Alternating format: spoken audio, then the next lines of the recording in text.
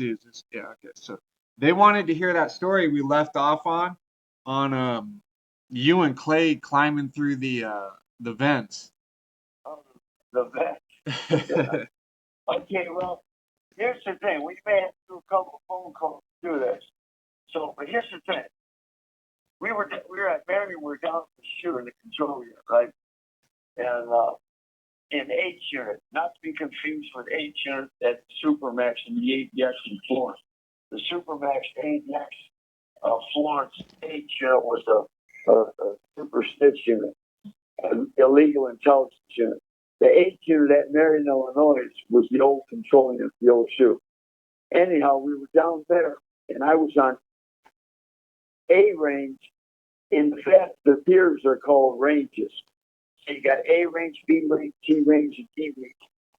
If you were facing the front of the block looking at it, A range would be the bottom floor on your left.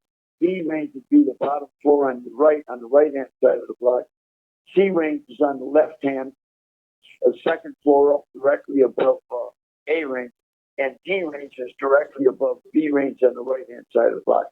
In between, there's a floor, and then in between, you've got the access to the pipe spaces that goes in between the cells, left and right cells on the ranges, where you got plumbing and vents and all that type shit.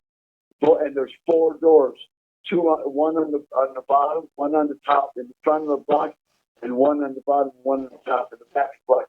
The doors don't have any windows in them, which seems to be a structural, a tactical error on their part. You would think in a security unit like that, you'd at least, even if it's like a ballistic glass, a small window, you want to be able to look down into the pipe space to see if something's going on back there, right?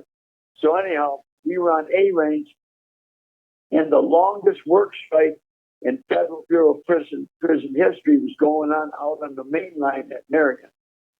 And that's when Jack Abbott, the guy that was the author of the book In the Belly of the Beast, made up their lives on people's lofts out of Chicago, and said they were instigating the work strike and all that, bringing in contraband, and all that was bullshit. He did like about 120-page fucking affidavit or something against him.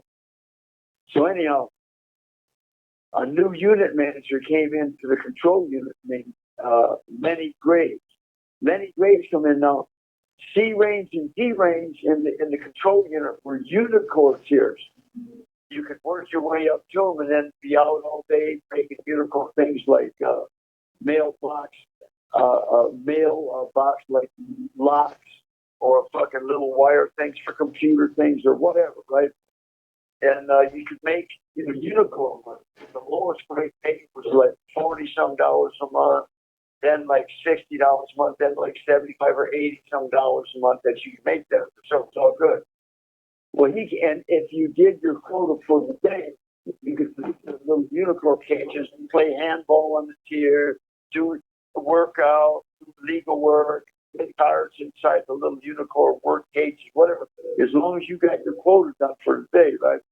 Well, he came in and changed all that up, saying, no, you're going to work all day, and if you finish your quota, you got to go back to your cell and get locked in, blah, blah, blah. So what happened is the guys in the unicorn tiers got mad, and this guy's fucking everything up. Even the cops running the unicorn down there, and one of them was a cop plus that Tommy ended up killing later on. They were all mad about this because everything was running smooth, all the corners, everything was cool, right? And it was like one of the little perks once you were done to get out of the cage, exercise, whatever. So Lenny Graves was changing all that up. So now the guys on unicorn tiers are saying, fuck that. So now we're going to do a work strike, and we're also going to do a work strike in support of the mainline work strike. So I was down in A range, some dudes up on B range, and on the unicorn tier sent word down because the law library inside the unit was right next to the outside grill on the D range there. You got the solid grill with bars, and then inside that you got a room with the law books in it, and you got the chicken wire cage that covers the whole tier. That when you come out of your cells, you're in this big fucking cage area. So I can go to the law library up there on D range, and then they can be out on rec and come. They can be handing me shit through a little crack between the wall and the fucking support beams and pass me shit in through the chicken wire right in the legal room. Anyhow, a couple of black guys from New York, from Harlem, Jerry McCullough and Frank Lewis called me up there. They say, "Hey, John, listen, we need your help. We're going to fucking do a work strike up here." And we already talked to everybody else, Little Matt, Clayton Arnett, Homer Ray, everybody, all the white dudes and Mexican dudes, everybody's down with this. We need you to make sure there ain't going to be no scabs. If they start trying to fire us, and no scabs from either A or B ranges downstairs going to come up and try to take our spot. So I said, don't worry, ain't going to be no fucking scabs. Now I'm down in A range. A range is like wild bunch. B range is more docile. I mean, you got good guys over there, but A range is like the wild bunch. So I said, don't worry, we got this. They should be looking out. So I go back down to A range and I tell everybody, listen, there's 18 cells down there. There's 18 of us. I said, listen, this is what's going on. Ain't gonna be no scabs. We howled around the B range to a black Muslim dude over there. Told him, hey, this is what's going down. Make sure there ain't no scabs on it. He said, don't worry, ain't gonna be no scabs. All right, so we got it. So no, we're over here in motherfucking A range, and we don't want to be left out. We got to get involved in shit somehow. So so bottom line is we do what we do. We just lit the whole joint on fire, start flooding, tearing shit up, burn out all the bulletproof windows. We start doing our thing, right? Having fun. So the next morning, and they're out there all night long with fire extinguishers and big hose, fight fire stuff. So then next morning they come and get me, Clay, I think Tumbleweed, and a couple other guys. They take us to the back of B range, the front of B range. The first 8 cells are like the mainline cells in the chute. The last 10 cells behind the grill, and they got boxcar fronts on them, are all disconnect cells. And they move us back there. And then we're doing our normal shit back there. We're carrying on. We're doing all we can do. Because now I'm on the bench, hauling through the bench. We didn't have anybody to flood, burn, tear this motherfucker up. So that's what we're doing. Then they turn our water off.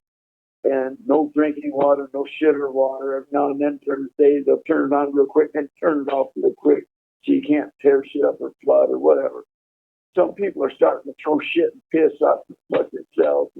And now it's a mess. So finally, this has been going on about a month. We ain't getting no rec, we ain't getting no showers, we ain't getting nothing. So I tell Clay, I said, listen, man, I think we can get through these fucking vents. And the back boxcar cells running horizontal up above, just below the ceiling of the back wall is one vent, but down on the back wall going vertical is the same vent, but it's running, right behind your bed on the back wall. I said, I think we can get that motherfucker off, but it looks like it's got these rivets holding it on. They're smooth, round rivet heads, right? So I'm saying this could be a motherfucker trying to rip all these rivets out, but we'll see. So I went to the rec cage in the front of B race and stole a pin for a universal weight machine so I could help. I smuggled it back. So I'm trying to pry this bed open, and I had our mattresses were already gone. We just kept little stuff that we call them Honolulu pillows. We curl up balls and sleep on them motherfuckers. But I had the nylon cover for the mattress, so I kind of worked it through the vent where I bent it up and worked it through and then made a winch out of it and put it on this brace on the bed. And I had this big thing made out of newspapers. They said it was like a baseball bat that I used to break the fucking windows and shit out the bulletproof windows. But I used it like a winch thing, and I pulled it as tight as possible. And then I climbed up on the wall and I got a hold of this thing. It's like I'm doing a deadlift, but kind of horizontal up the wall pulling. And I snapped the head off a fucking rivet. Sounded like a gunshot going off. I said, damn. And then, pow, I got another one. I told Clay, I said, man, this is like the stars like on Friday, on Saturday. I'm to this point, I'm telling Clay, because Lenny Graves and the administration said Monday is D-Day. So we got to be ready for D-Day. So I'm fucking pulling on these things. I held up this, and this is a motherfucker, man, trying to snap these goddamn rivet heads up, because these rivets are like a quarter-inch thick steel shafts into the steel, right? So Clay says, send him the pin down. So I send him the pin down. He scores the rivet head, and he sends me word. He said, John, they're not rivets. They're bolts. They just got smooth heads. They ain't got no grooves. If you score them, you can unscrew them. I said, oh, fuck, I'm glad to hear that, because I'm having a hell of a time ripping these motherfuckers out of the wall, man. This is a motherfucker. It's like doing 800-pound fucking deadlifts, right? So he gets me the pin back. We score them. We get all the bolts out. So about 2:30 Monday morning, we're going through. We wait for him to count. Then we're going through. He gets through before me. He's still a big bigger than me. At that time, I was doing a lot of exercise. My chest was kind of big, so he had to help me get me through the motherfucker. So we got through, and we're in the van. So we pulled the covers back up on the van, and now we're back there. So in the back, you got a catwalk that's at the second floor. There's no railings on it now, and you can climb up the pipes and get up on the catwalk. So we're up on the catwalk, but when we were down on the bottom floor, up near the front door, and remember, there's no windows in the doors. They can't look in there see us. We found all their fucking riot gear.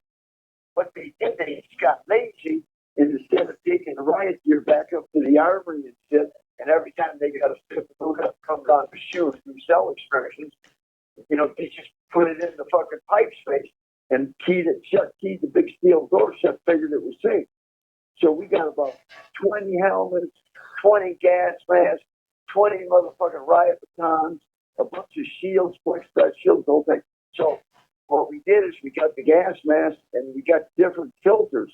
Some were for CN gas, some were CF gas. So we staggered it and we put gas masks in strategic positions along the helmet.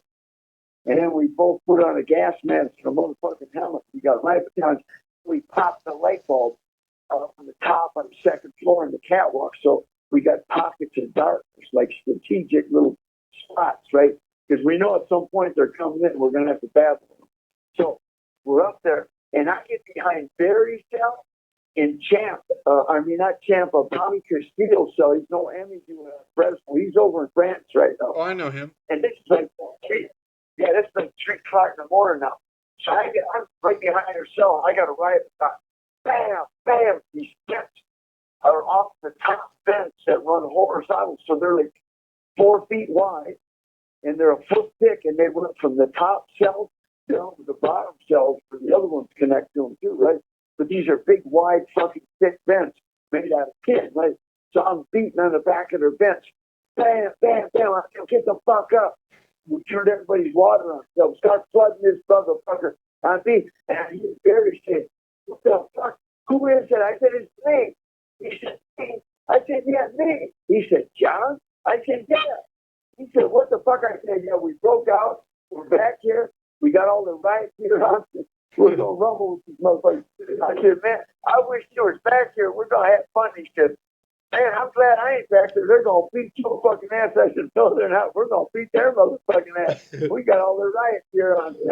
So, and Bobby's, and now Barry, I tell Barry and Bobby, how is out here? Wake everybody up, tell them start flooding. Bobby said, fucking John is back there. I said, yeah, me and Tony's back here. They said, oh, shit. So now they're howling around. 2 minutes, 2 goddamn fools broke out of their cells. They're back there wearing all their riot gear. They said, oh, that's going to turn into a wreck. So now we're doing it. And now the cop, he can't see him. He cracks his door and peeks in. It's an old cop named Sarge. He ain't a bad old guy, right? And fucking Sarge looks in and sees me. He said, Gresham, I said, you better call for reinforcements, Sarge. He said, oh, shit, slammed the door, locked it. And then he called. So there we are. And now they're trying to figure out what the fuck to do. So now they got all our TVs, in the shoe back there. They would issue 12-inch black and white TV sets, one for each cell. So they got everybody's TVs back there, and they got your name and number on it. So I hear them at the back solid steel door. It's like an angle iron frame with a thick sheet steel. I hear them back there fucking around. They're trying to shoot the food up and try to sneak up on them through the back door. So I grab There's TV. It says Bill's not. Oh, I grabbed TV. I thought, clear. I'm gonna get back on this fucking door. So I went running down as fast as I could down the fucking catwalk.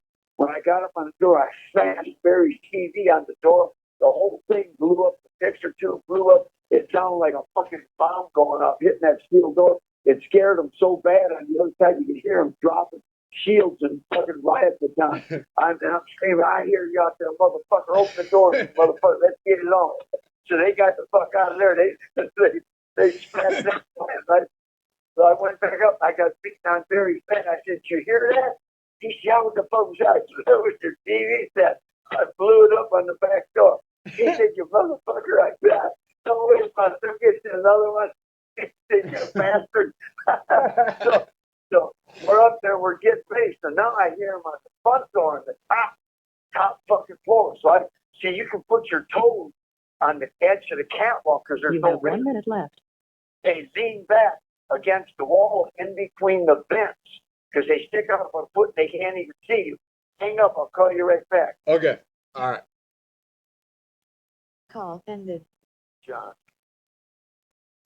An incarcerated individual at Arkansas Valley Correctional Facility. This call is subject to recording and monitoring. To accept this free call, thank you for using Securus. You may start the conversation now. Okay, so tell Cleve, put your toes on the fucking catwalk and lean back in between the vents. So I'm back against the wall and I found a bucket, a gallon bucket of real bright yellow paint, a full bucket with a wire handle on it. So I put my back to the wall. I got the bucket of yellow paint, my right hand with a wire handle. I got a right hand, my left hand. I got a helmet on and I got a gas mask on. The ant gas mask where you screw the filter right on the front, right? Clay is to the left of me, right on the other side of the vent, because I'm in between two vents and he's on the other side in between two vents. So he's doing the same thing. You can't see it. Even if you crack the door and look down, we got the light bulb pop. So strategically, we got pools of darkness. But you couldn't see us anyhow because the vents blocks your vision. We're behind the vents. So I hear the door quietly keying open and it cracks open a little bit. And I piece up past the fucking vent and I'm looking and I see a motherfucking bright, like a lantern light, a bright light. And I see a mother with a gun.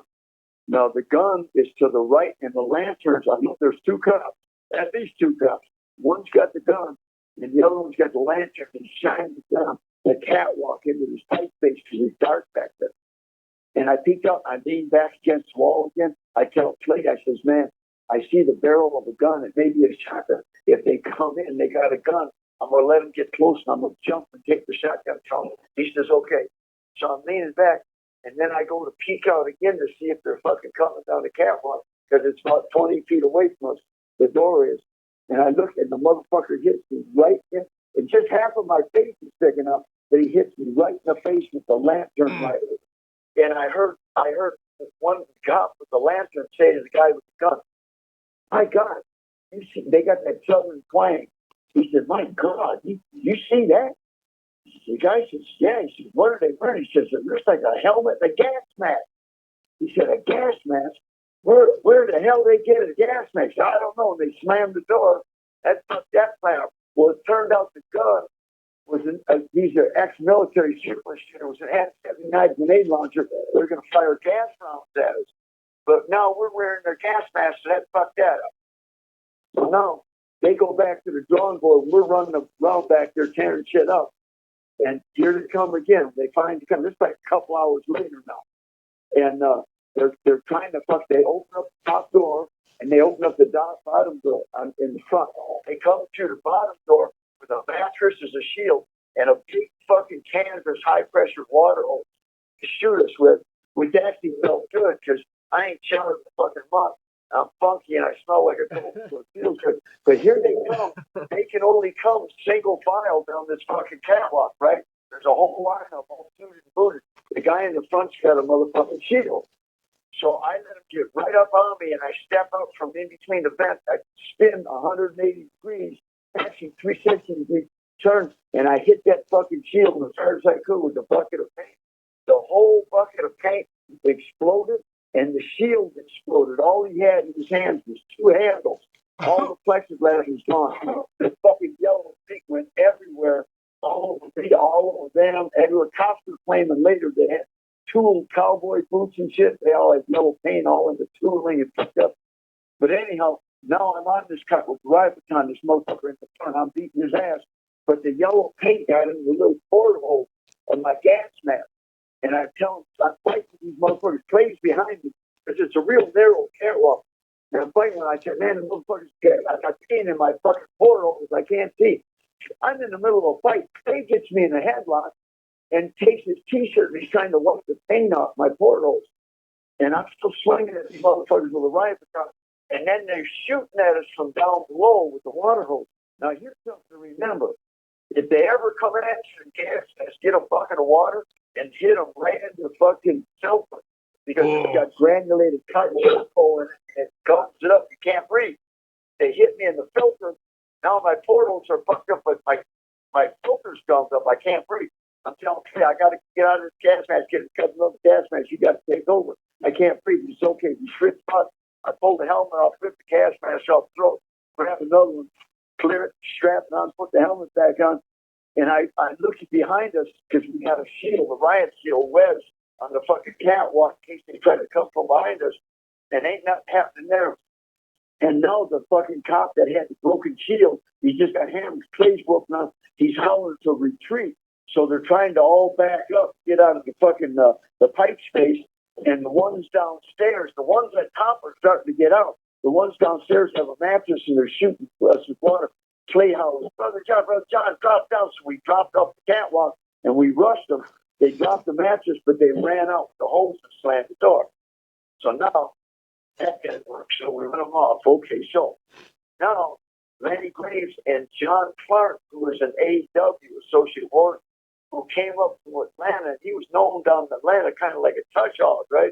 Kind of maybe about 5'10", 6 foot thick, maybe 270 pounds, built like a bulldog, right? He was known as being a touch hog. Well, when he came to Marion, he was the AW, and there was a guy out on the main line looking for the warden. Staff had a piece. He's going to kill the warden. It's in the chow hall early in the morning.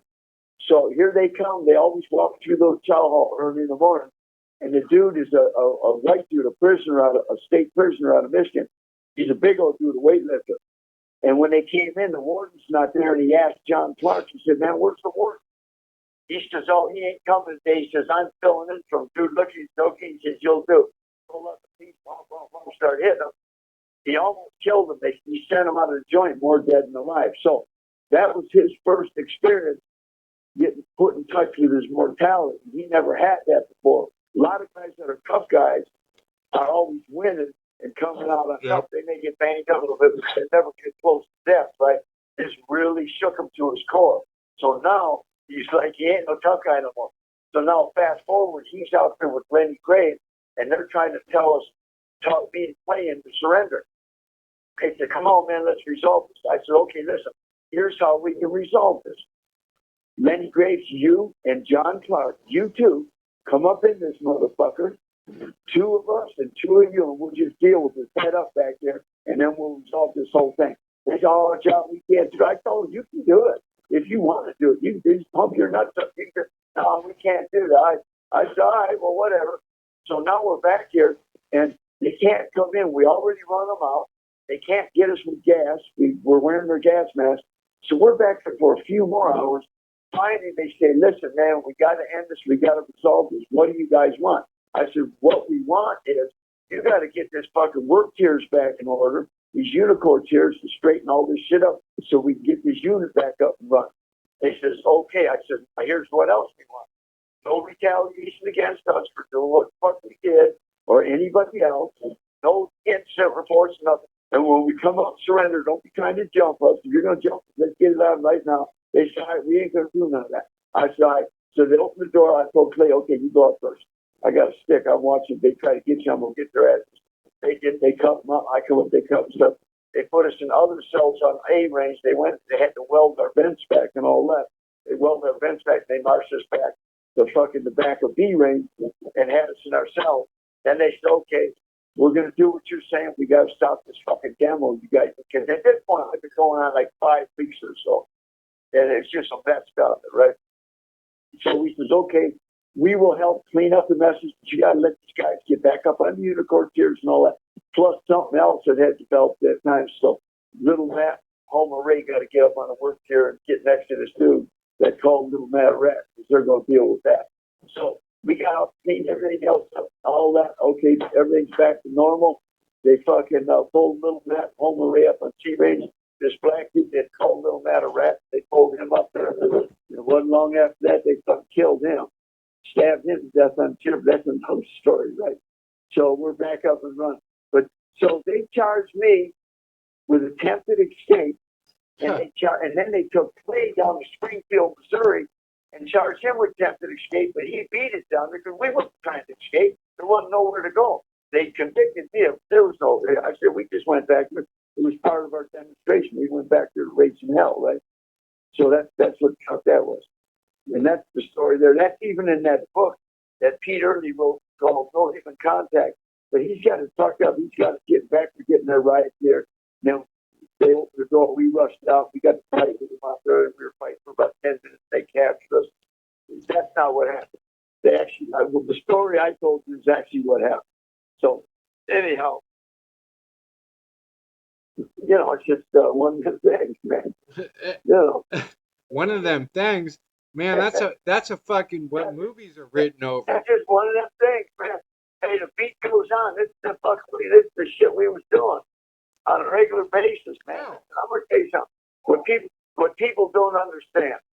First of all, you sit down in that solitary self-sensory deprivation, all this shit. You build up a lot of stress, so we're always exercising, meditating, doing all this shit.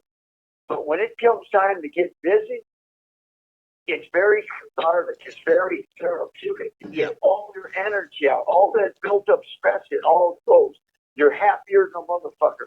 It's like you just went through a beautiful therapeutic session, and you're healed. And at least for a little while, you're healed. And one of your most quoted comments is, I don't know if I told you this, but it's therapy when you guys are going off like this, just like you said. People put that in the comments. It's therapy. That's right. Listen, I told a professor one time, I said, let me tell you something. Two, in the deep solitary cells with solitary confinement, two of the basic therapeutic localities that go on down there, other than people just trying to hang on, is homicide and suicide. Some are trying to kill themselves to escape the madness, and other motherfuckers want to kill people that they're really fucking mad at for whatever reason. And if they get up on them and stab them to death, it's therapy. They feel really good for a little while. All of that stress and anger and rage and shit building up in their soul just got a focal point. They dumped it out there. It's therapeutic. They don't understand that. These motherfuckers, they got all these psychiatrists, behavioral psychologists, all this shit, doing all this shit. But what they don't understand is putting people in them deep, unnatural conditions like that. What the fuck do you expect? Yeah. You expect normal behavior out of motherfuckers in these deeply ass normal state to hell? You expect normal behavior? What are you, insane? You're the crazy motherfuckers. For real. Oh shit, dude! I lose it on it fucking right now. The Yankees just went down 7-9 to the Red Sox, and I wanted to flip the couch and burn the house down. And it's just it's like a little taste, right, of that frustration, of that, just fuck, Yeah. Yeah. Well, remember, just think if you had to watch that all day, every day for years on end, and your team's losing. You'd be in a homicidal rage. Oh yeah, I can understand, brother. I'm one of the few who understand. It's and like you said, they bring all these psychiatrists and psychologists in and all that shit, and they want to medicate you, but they don't want to treat the fucking underlying issue and all that stuff. But you got the remedy to all that shit, man. Why don't you talk about that? Yeah.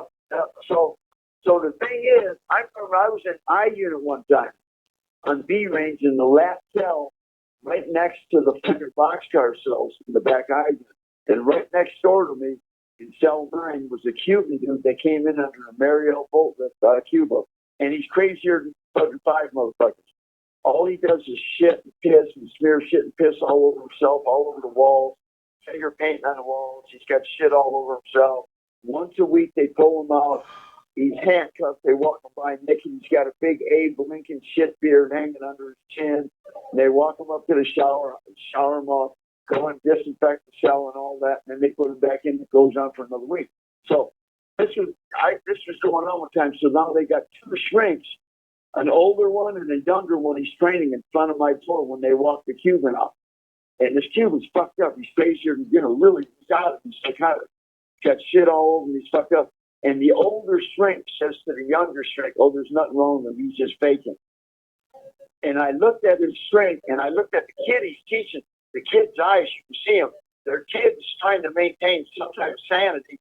And his mentor, his teacher is telling him this is normal behavior. This guy's thinking. And the kid knows intrinsically this is not normal. There's nothing normal about it. But he's training him to make the abnormal normal, the madness sane.